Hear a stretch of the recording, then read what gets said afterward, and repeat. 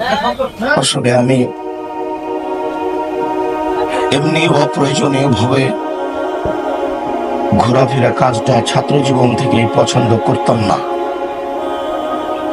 আমি জরুরি প্রয়োজন ছাড়া কোনো ছেলের ঘরে যেতাম না। এটা আমার ছাত্র জীবন থেকে অভ্যাস।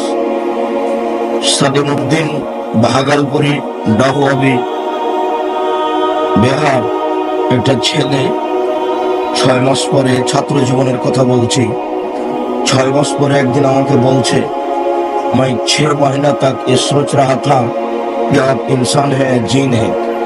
ना मैंने आपको सोने देखा, ना मैंने आपको जागने देखा, ना मैंने आपको गोसल करने देखा, ना मैंने आपको कपड़ा साफ करने देखा। 6 মাস যাবৎ আমি আপনাকে মনে করছিলাম আপনি মনে হয় জিন, কেননা 6 মাসের মধ্যে আপনি কখন ঘুমান এটা আমি দেখিনি, কখন আপনি উঠেন এটাও আমি দেখিনি, কখন আপনি গোসল করেন সেটাও দেখিনি, কখন আপনি কাপড় সাফ করলেন সেটাও আমি দেখিনি। আমাদের কাপড় চোপড় ছাত্র জীবনে খুব কম ছিল। আমার আব্বা গরিব মানুষ নন, ধনী মানুষও নন। আমার আব্বা সাধারণ কৃষক মানুষ ছিলেন।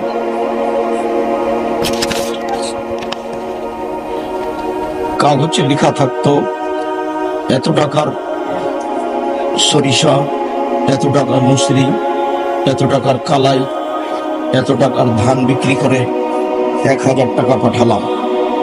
1 সপ্তাহ যাওয়া তো আমার মাথায় এটা ঘটতো। আরো একটা তার কাছে অসুবিধা ছিল যে তার কোনো অক্ষর জ্ঞান ছিল না। আমাদেরকে জমি জায়গায় যেতে দিতেন না, বলতেন যে তোমাদের যেতে হয় তাহলে আমার পরে। আমার টাকা দেওয়ার অবস্থাটা ছিল খুব কঠিন। টাকা পয়সা নিয়ে ইন্ডিয়া যেতে হতো, যারা দালালি করত দালালদের হাতে দিতে হতো। দালালেরা তখন ওই টাকাটাকে ইন্ডিয়ান টাকা করত, তারপরে মনি অর্ডার করে আমার কাছে পাঠাতো। আজও টাকা পাঠানো কত কঠিন কাজ। আমার আব্বা না ঠিকানা জানতেন, না পরিস্থিতি জানতেন, কত কষ্ট করে যে তিনি এই কাজ করতেন আল্লাহ ভালো। তো ভালোবাসা হয়তো বা তার অগাধ ছিল, দোয়া করতেন খুব। একবার টাকা পাঠানোর 3 মাস পরে আমি পত্র লিখে পাঠিয়েছি যে টাকা পায়নি।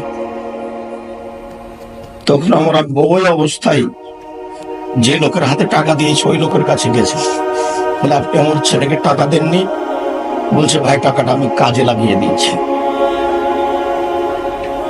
তখন আমার আব্বা আমার কান্নাকাটি করে বাড়ি এসে আবার ওই অবস্থা করে টাকা পয়সা দিয়ে পাঠান। আমার কাছে পরবর্তী টাকা পৌঁছতে প্রায় 6 মাস হয়ে গেছিল।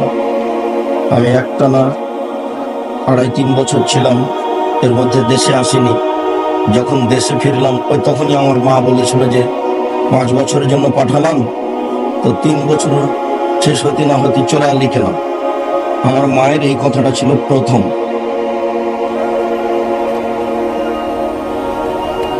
আমি 3 বছর পরে চলে এসেছি, সেটা আমার ভুল হয়েছে, কিন্তু আমি তো আমার মা তো আমাকে 5 বছরের জন্য পাঠিয়েছে।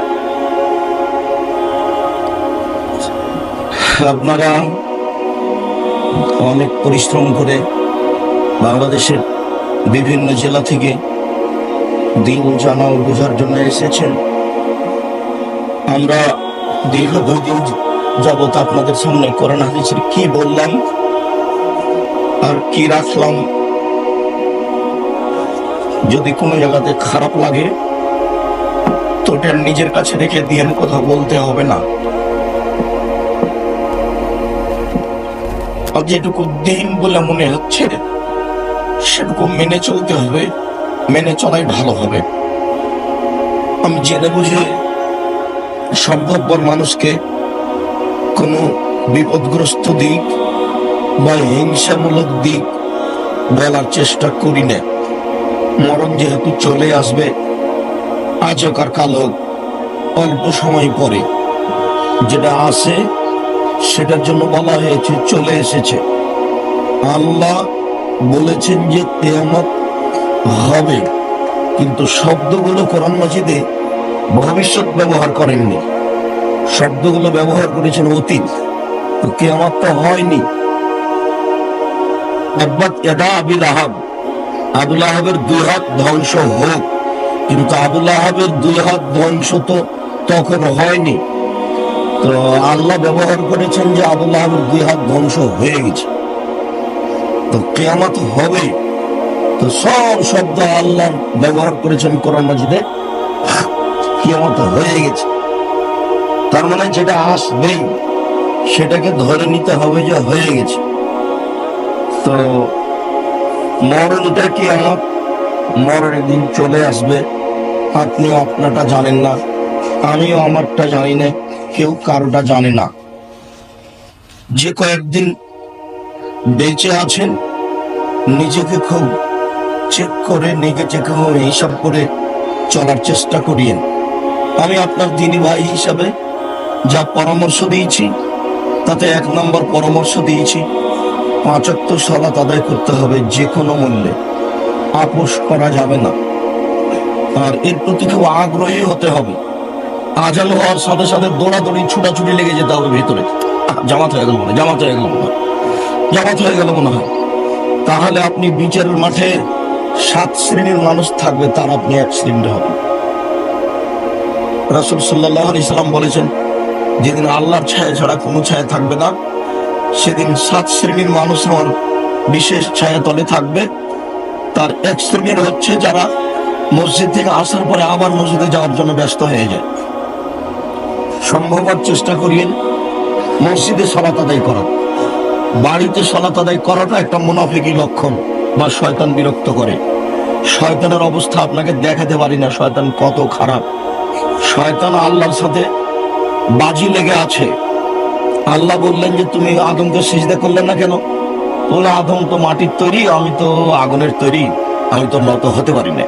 তখন আল্লাহ বললেন তুমি নত হতে পারো না মানে সরো এখান থেকে। তার নাম হচ্ছে রাজিম, আউযুবিল্লাহি মিনাশ শাইতানির রাজিম। আমি বিতাড়িত শয়তান থেকে আশ্রয় চাচ্ছি। তার মানে ওকে তাড়িয়ে দেওয়া হয়েছে, সরো সরো।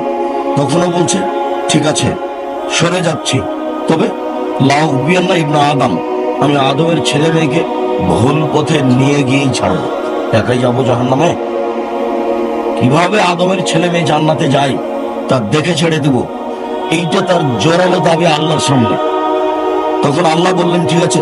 এই সময় শয়তান বলেছিল তোমার সম্মানের কসম, তোমার মর্যাদার কসম, তোমার ইজ্জতের কসম, আদম সন্তান কেমনে জান্নাতে যায় তা আমি দেখে ছেড়ে দেব, ওকে জাহান্নামে নিয়ে যাবই। তখন আল্লাহ বললেন আমার সম্মানের কসম, আমার ইজ্জতের কসম, আমার মর্যাদার কসম, আদম সন্তান আমাকে যতবার বলবে ভুল হয়েছে আমি ততবার ক্ষমা করে দেব। দেখি তুই কিভাবে জয়ী হোস।